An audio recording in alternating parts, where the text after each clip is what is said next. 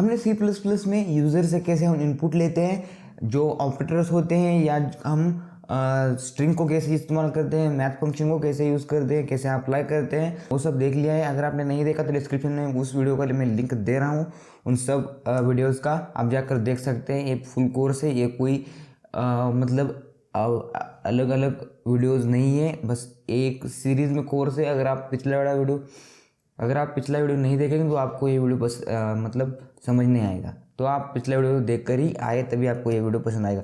तो आज हम देखेंगे इफ़ एल्स स्टेटमेंट। सबसे ज़्यादा इम्पोर्टेंट कंसेप्ट है इफ़ एल्स स्टेटमेंट, क्योंकि आप जब आगे बढ़ेंगे सी प्लस प्लस में मतलब डेटा स्ट्रक्चरल एल्गोरिथम देखेंगे या आगे बढ़कर डेवलपमेंट करेंगे, तो सबसे ज़्यादा इंपॉर्टेंट और सबसे ज़्यादा यूज़ होने वाला कंसेप्ट इफ़ एल्स स्टेटमेंट है। मैं अपने एक्सपीरियंस से बता रहा हूँ, बहुत यूज़ होता है इफ़ एल्स स्टेटमेंट का। तो चलिए देखते हैं इफ़ एल्स स्टेटमेंट का सिंटैक्स क्या है। यहाँ पर जैसे लिखा है इफ़ और ब्रैकेट में कंडीशन लिखा है। इसका मतलब क्या? इसका मतलब है, मैंने जैसे बताया था पिछले लेक्चर्स में, कि जो कंडीशंस हैं और जो ऑपरेटर्स है, मतलब जो हमने देखे थे लॉजिकल ऑपरेटर, असाइनमेंट ऑपरेटर, ये जो है ऑपरेटर इफ़ एल्स स्टेटमेंट में बहुत अच्छे से एक्सप्लेन करके मैं बता सकता हूँ। क्योंकि यहाँ पर कंडीशन होती है, जैसे हम लॉजिकल ऑपरेटर्स यूज़ कर सकते हैं, असाइनमेंट ऑपरेटर यहाँ पर यूज़ कर सकते हैं। तो सपोज मैंने यहाँ पर लिखा x इज़ ग्रेटर देन 1, इस कंडीशंस का मतलब हुआ क्या? यहाँ पर जो लिखा है ब्लॉक ऑफ कोड, यहाँ पर मैं इसकी जगह लिखता हूँ सी आउट x, और मैं जो ब्रैकेट्स है उसे कंप्लीट करके जो एल्स यहाँ पर लिखा हुआ है उसे एज इट इज़ लिख के, और जो अगला लाइन है उसमें लिखा है ब्लॉक ऑफ कोड, यहाँ पर मैं लिख देता हूँ सी आउट y। अब इन लाइंस का मतलब क्या है, ध्यान से समझिए। फर्स्ट लाइन में मैंने क्या लिखा, x इज ग्रेटर देन 1, मतलब दिस इज एन कंडीशन, मतलब जब x की वैल्यू ग्रेटर देन 1 होगी तभी x को प्रिंट करना, वरना क्या करना, एल्स, वरना क्या करना, y को प्रिंट करना। मतलब जब x की जो वैल्यू है ग्रेटर देन 1 है तभी आप x को प्रिंट कर सकते हैं, ऐसा ये कह रहा है। इफ़ मतलब जो अगर इसका इफ़ का जो मतलब है वो आप ऐसे समझ सकते हैं, अगर x की वैल्यू ग्रेटर देन 1 है तभी आप सी आउट कर सकते हो x को, वरना आप क्या करो, एल्स कंडीशन में जाओ और सी आउट करो y को, ऐसा आप समझ सकते हैं। चलिए इसे क्या करते हैं, VS कोड की मदद से समझते हैं ताकि आपको अच्छे से समझ आए।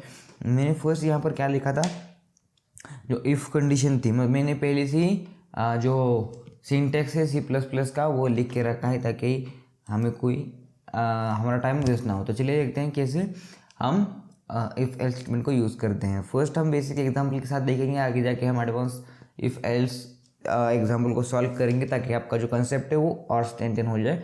तो फर्स्ट हम देखेंगे कि इफ़ एल्स स्टेटमेंट्स का सिंटैक्स क्या है। हम जैसे ही लिखेंगे if x is greater then 1, तो क्या करो, सी आउट x, और यहाँ पर मैं एंड एल लगा देता हूँ,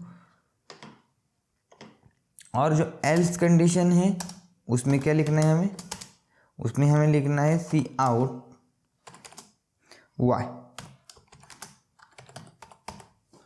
अब यहाँ पर आप देख सकते हैं कि x और y को एरर दे रहा है क्योंकि हमने x और y को डिफाइन नहीं किया। तो चलिए करते हैं इनको डिफाइन। फर्स्ट हमारा जो x है वो किसके इक्वल है, और ये जो कंडीशन है इफ़, ये जो कंडीशन है वो ट्रू है या फॉल्स है, वो किस पर डिपेंड करेगी, हम किस से इनिशियलाइज करते हैं और कहाँ पर डिक्लेयर करते हैं, इस पर डिपेंड होगी।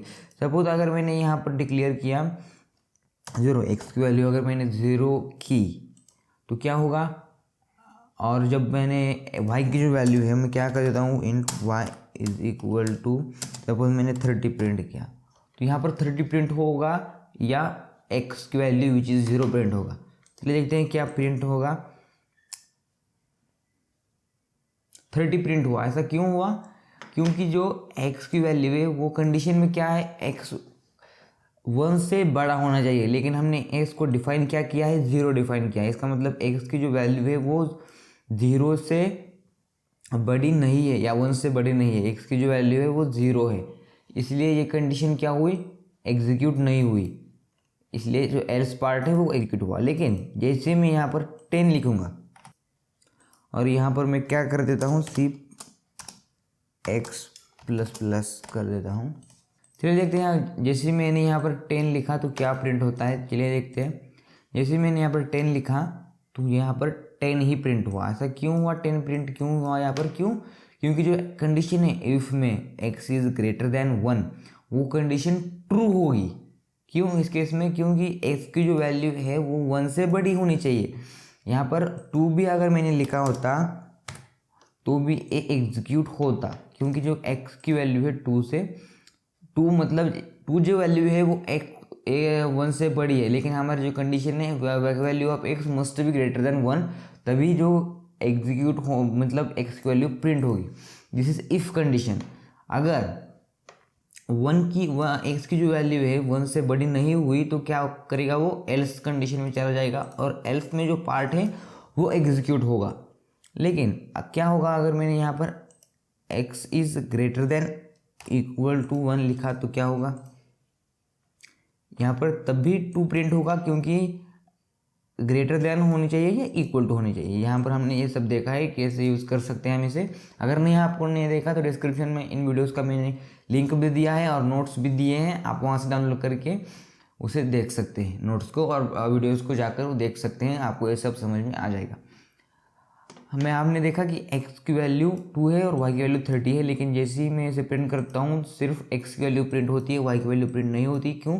क्योंकि यहाँ पर जो फर्स्ट कंडीशन है which is x is greater than equal to 1, यहाँ पर मैंने सिर्फ ग्रेटर देन भी डाला तब भी x की जो वैल्यू है और ये इफ में जो कंडीशन है वो ट्रू होगी और x की वैल्यू प्रिंट होगी। आई होप आपको समझ में आ रहा होगा। चलिए बढ़ते हैं आगे। Write a program to which print if percentage is above 90 assign a grade A. इसका मतलब क्या है?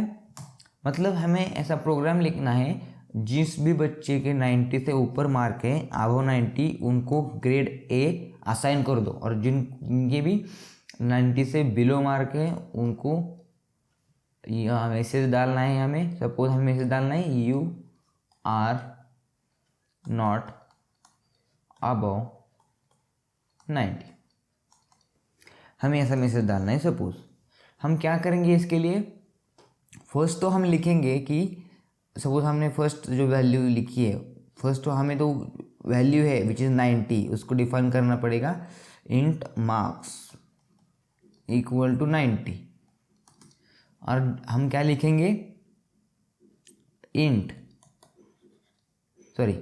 नहीं लिखेंगे, कंडीशन क्या है इफ में, if marks is greater then 90, if marks is greater then 90 तो क्या हम प्रिंट करेंगे, तो सी आउट कर दो क्या, ए। लेकिन जिनके भी एल्स में क्या होगा, जिनके भी मार्क्स नहीं है अबव 90 वो उनको हम उनके लिए हमें प्रिंट करना है your marks are not above 90। इसकी मदद से हम देख सकते हैं कि कैसे हम इस क्वेश्चन को सॉल्व कर सकते हैं। लेकिन हमें क्या करना है, हम VS कोड में देखेंगे कि इसे कैसे सॉल्व करते हैं। इसलिए मैं यहाँ पर जो मैंने लिखा है सब इसे हटा देता हूँ और यहाँ पर जो मैंने लिखा है इफ में जो पार्ट है वो मैं इसे हटाकर आपको बता देता हूँ कि हम कैसे लिखेंगे। फर्स्ट हमें क्या डिफाइन करना होगा, मार्क्स को डिफाइन करना पड़ेगा विच इज़ इक्वल टू 90। और हमें क्या चेक करना है कि उनके जो मार्क्स हैं वो क्या होने चाहिए, ग्रेटर देन 90 होने चाहिए, तभी क्या होगा, वो प्रिंट होगा। क्या प्रिंट होगा, जो प्रिंट होगा वो प्रिंट होगा ए। हमें कैरेक्टर प्रिंट करना है तो हम सिंगल कोट में लिखेंगे ए और इसे क्या कर देंगे हम एंड एल, और एल्स पार्ट में जो प्रिंट होगा वो क्या प्रिंट होगा, cout your marks is not above 90, ऐसा हम प्रिंट कर देंगे। अब आपको पता चल गया होगा कि मैंने ऐसे क्यों लिखा और कैसे लिखा। लेकिन मैं यहाँ पर यूज़र से भी इनपुट ले सकता था मार्क्स का, हम यूज़र से भी इनपुट लेकर उसे बता सकते थे, लेकिन हमें पहले कंडीशन डालनी पड़ेगी उस केस में कि एंटर योर मार्क्स 90 to 100, क्योंकि यूज़र 90 से ऊपर और 100 से नीचे मार्क्स एंटर कर सकता है, लेकिन यूज़र 101 मार्क भी एंटर कर सकते हैं ना। उसे कैसे पता चलेगा कि पेपर जो है वो कितने मार्क्स आए? आपको पता चल सकता है कि पेपर कितने मार्क का है क्योंकि आपने प्रोग्राम क्रिएट किया, लेकिन जो भी न्यू यूज़र है उसे पता चलने के लिए हमें, अगर आपने यूज़र से इनपुट लिया है तो आपको यहाँ पर प्रिंट करना पड़ेगा कि please enter your marks below between 90 to 100, तभी ये प्रोग्राम अच्छे से वर्क करेगा। चलिए देखते हैं हम रन करके। Your marks is not above 90, ऐसा क्यों प्रिंट हुआ? क्योंकि यहाँ पर जो मैंने जो मार्क्स लिखे हैं वो क्या है, 90 के इक्वल है, लेकिन मैंने यहाँ पर अगर इक्वल लिखा तो क्या होगा, ए ग्रेड प्रिंट होगा। देख सकते हैं आप, ए ग्रेड प्रिंट हुआ, लेकिन मेरे मार्क्स 90 से इक्वल नहीं है। और सपोज मैंने यहाँ पर 95 लिखा, और जैसे ही मैंने 95 लिखा यहाँ पर क्या आउटपुट आ गया, ए, क्योंकि जो मेरे मार्क्स है, मार्क्स क्या है, 90 से ऊपर है, 95 है, तो ए ग्रेड प्रिंट होगा। लेकिन जैसे ही मैं लिखता हूँ यहाँ पर सपोज 55, तो इस केस में क्या होगा, your marks is not above 90, ऐसा मुझे मैसेज दिखेगा। तो ये प्रोग्राम वर्क करता है। और आपको ये प्रोग्राम समझ में आ रहा होगा। चलिए आगे बढ़ते हैं। Write a program which print the number is positive और नॉट। मतलब अगर आपने कुछ नंबर को असाइन किया है, मतलब 32, 33, ये नंबर पॉजिटिव है या नेगेटिव है, ये आपको पता करना है। डायरेक्टली हम क्या करेंगे, VS कोड में ही इसे देखते हैं कि कैसे हम इसे लिख सकते हैं। तो चलिए देखते हैं VS कोड में। चलिए देखते हैं कैसे हम पॉजिटिव और नेगेटिव नंबर का जो डिफरेंस है वो समझते हैं। फर्स्ट हमें क्या लिखना है, int number is equal to, हमें लिखना है 0। और जैसे हम लिखेंगे इसका मतलब क्या है, जो नंबर नाम का जो वेरिएबल है वो 0 से इनिशियलाइज हुआ है। और हमें कंडीशन क्या डालनी है यहाँ पर, if number is greater then 0। जो नंबर है वो ग्रेटर देन अगर 0 है तो क्या करो, तो मैसेज डालो दिस नंबर इज पॉजिटिव और एंडल लगा दो। लेकिन अगर ऐसा नहीं है तो क्या करो, हम दिस नंबर इज निगेटिव। और हम इस बार क्या करेंगे, यूज़र से इनपुट लेंगे ताकि आपको अच्छे से समझ आ जाए। यहाँ पर जो नंबर है हम क्या करेंगे, यूज़र से इनपुट लेंगे। इसे हम एक कमेंट आउट कर देता हूँ। और यहाँ पर क्या, हम यूज़र से इनपुट लेंगे। तो क्या करना है हमें, यहाँ पर हमें मैसेज डालना है प्लीज़ एंटर द नंबर। यहाँ पर हम जैसे ही ऐसे लिखेंगे प्लीज़ एंटर द नंबर, और यहाँ पर हमें क्या लिखना है, सीन। हमें क्या करना है, नंबर को सीन करना है। और जैसे ही हम ऐसे लिखेंगे तो क्या होगा, हमें फर्स्ट डिफाइन करना पड़ेगा कि वो जो टाइप है वो कौन सा है। मतलब वो जो नंबर हमें लिखना है वो जो इंटीजर है या फ्लोट है वो हमें पहले डिफाइन करना पड़ेगा। और मैंने जैसे ही डिफाइन किया तो एरर चला गया। देखते हैं इसे रन करके क्या होता है। Please enter the number. Suppose मैंने क्या कहा, 6 को एंटर किया, this number is positive. Suppose मैंने अगर इसे एक और बार रन किया और मैंने जैसे ही सपोज मैंने डाला -23, सॉरी, मैंने जैसे ही डाला -23, दिस नंबर इज नेगेटिव। यहाँ पर जो हमारा प्रोग्राम है वो अच्छे से वर्क कर रहा है। आई होप आपको ये समझ में आ रहा होगा कि जो हमारा जो प्रोग्राम है वो मैंने कैसे लिखा और कैसे उसे अप्लाई करना है इफ एल्स स्टेटमेंट को। और आपको अगर समझ नहीं आया मैंने इसे डिक्लेयर कैसे किया और इसे से आउट कैसे करते हैं, इसका मतलब जो आपने बेसिक लेक्चर है वो मिस किए हैं, तभी आपको ये समझ में नहीं आ रहा है। आप पिछले जो लेक्चर्स हैं उन्हें देखकर ही इन लेक्चर्स पे आए ताकि आपको सब कंसेप्ट अच्छे से समझ में आ जाए। चलिए आगे बढ़ते हैं। जो कंडीशंस अगर ट्रू है और कंडीशन अगर फॉल्स है उन केस में कैसे वर्क करता है हम देखेंगे। चलिए देखते हैं कैसे हम कंडीशन अगर ट्रू है और कंडीशन अगर फॉल्स है उन केसेस में कैसे जो प्रोग्राम है वो रन होता है। इन नंबर इज इक्वल टू 5 मैंने जो नंबर है उसे डिक्लेयर किया है और नंबर इज जैसे ही नंबर ग्रेटर देन 0 होता है मैं कोड में जो प्रोग्राम लिखा हुआ है उसे रन करूँगा। जैसे मैंने पिछले केस में बताया था सी आउट कर दो नंबर को। इस केस में भी अगर मैंने लिखा सी आउट नंबर और एंडल लगा दिया तो क्या होगा, जब यहाँ पर जो नंबर है वो क्या है, इक्वल टू 5 है, मतलब कंडीशन क्या है, ट्रू है। क्यों ट्रू है, क्योंकि नंबर जो है ना वो 0 से बड़ा है, इसलिए क्या होगा, इफ में जो पार्ट है वो प्रिंट होगा। लेकिन कंडीशन फॉल्स कब होगी, जब नंबर इज लेस देन 0। मैंने जो कंडीशन डाली है वो क्या डाली है, number should be less than 0। लेकिन यहाँ पर नंबर की वैल्यू क्या है, 5 है। इस केस में इफ वाला जो पार्ट है वो एग्जीक्यूट नहीं होगा, जो एल्स वाला पार्ट है वो क्या होगा, एग्जीक्यूट होगा। लेकिन इस केस में जो इफ वाला पार्ट है वो एग्जीक्यूट होगा, मतलब इफ कंडीशन एग्जीक्यूट होगी और प्रिंट होगी, लेकिन इस केस में एल्स वाला पार्ट एग्जीक्यूट होगा और रन होगा। तो आई होप आपको समझ में आ रहा है। चलिए बढ़ते हैं आगे, C++ एल्स इफ। और जो एल्स इफ है, use the else if statement to specify a new condition if the first condition is false. मतलब इस एल्स इफ जो है उसको आप ऐसे समझ लीजिए कि एडवांस ऑफ इफ एल्स। मतलब इफ एल्स में आप जो कंडीशन है वो एक या एक डाल सकते थे, लेकिन एल्स इफ में आप जितनी चाहिए उतनी कंडीशन डाल सकते हैं। चलिए देखते हैं कैसे। देखते हैं फर्स्ट जो है वो क्या है, सिंटैक्स इफ में जो था वही है फर्स्ट कंडीशन, लेकिन यहाँ पर और एक कंडीशन आप डाल सकते हैं, ब्लॉक ऑफ कोड। और यहाँ पर जो लिखा है ब्लॉक ऑफ कोड, मतलब जो लिखा था हमने सी आउट एक वैल्यू ऑफ एक्स, जैसे वो आप यहाँ पर जो कंडीशंस है एल्स इफ में जो लिखा हुआ है कंडीशन नंबर 2 और कंडीशन नंबर 2, अगर फर्स्ट कंडीशन भी ट्रू नहीं है और सेकंड कंडीशन भी ट्रू नहीं है तो क्या होगा, एल्स में जो पार्ट है वो एग्जीक्यूट होगा। लेकिन अगर जो फर्स्ट कंडीशन है वो ट्रू है तो इफ में जो पार्ट है वो एग्जीक्यूट होगा, और एल्स इफ में जो कंडीशन नंबर 2 है वो अगर ट्रू है तो ब्लॉक नंबर 2 में जो पार्ट है वो एग्जीक्यूट होगा। लेकिन अगर दोनों में कंडीशन फॉल्स है तो क्या होगा, एल्स वाला पार्ट एग्जीक्यूट होगा, same as before else statement. बस यहाँ पर जो एडिशनल पॉइंट है वो क्या है, यहाँ पर जो कंडीशन है वो एक और कंडीशन है विच इज कंडीशन नंबर 2। आपको समझ में आ रहा होगा शायद।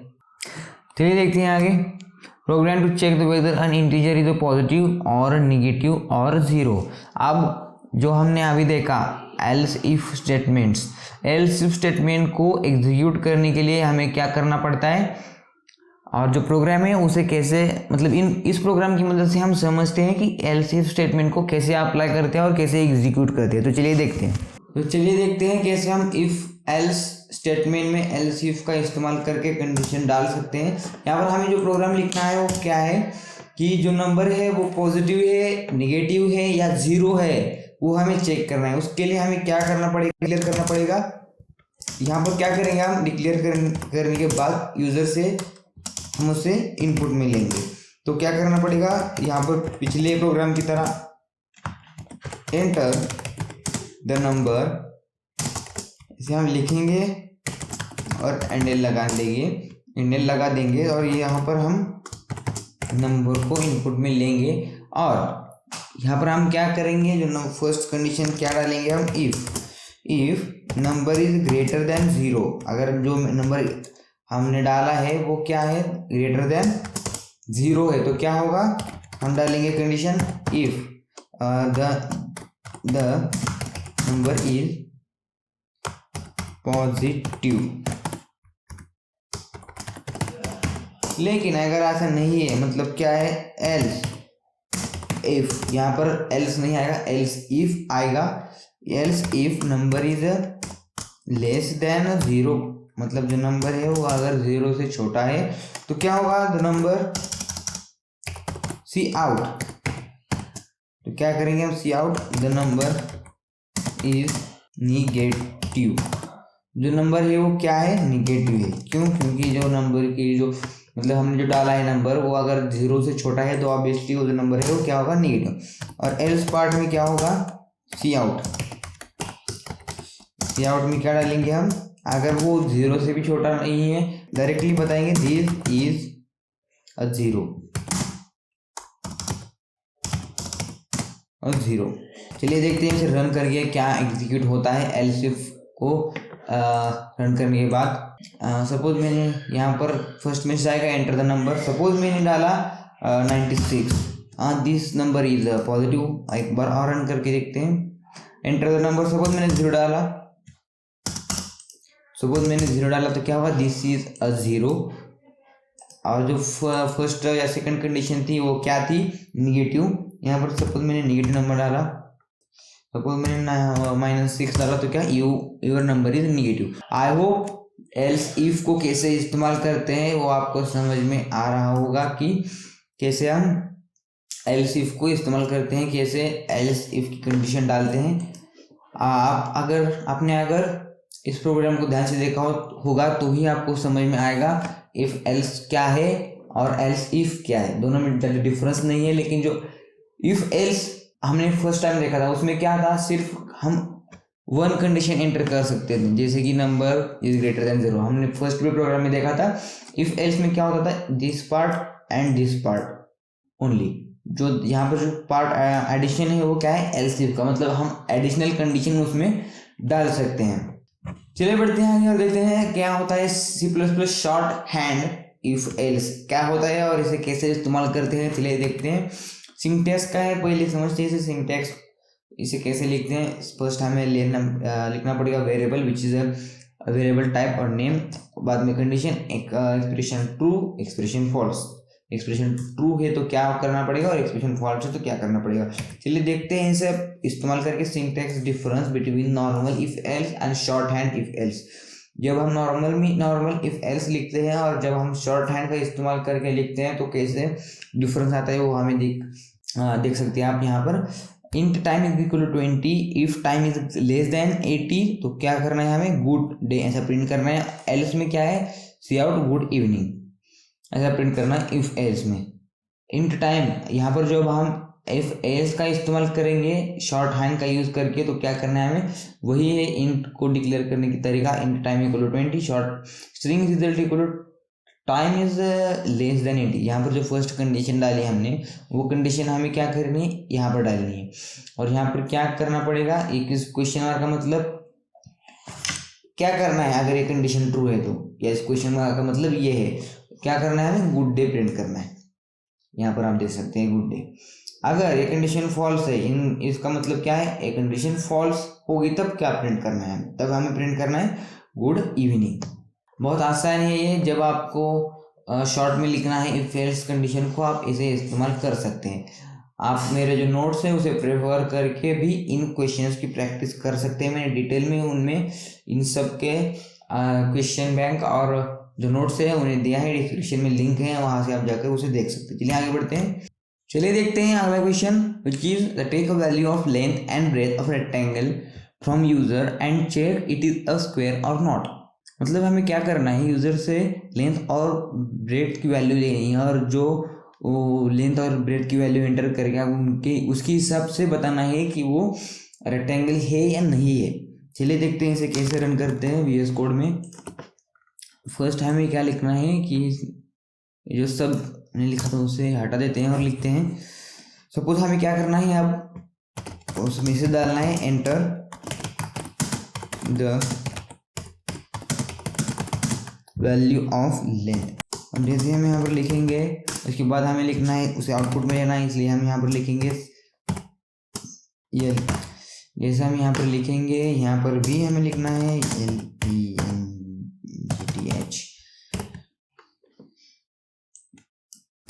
और सेम हमें क्या करना है, ब्रेथ के साथ करना है।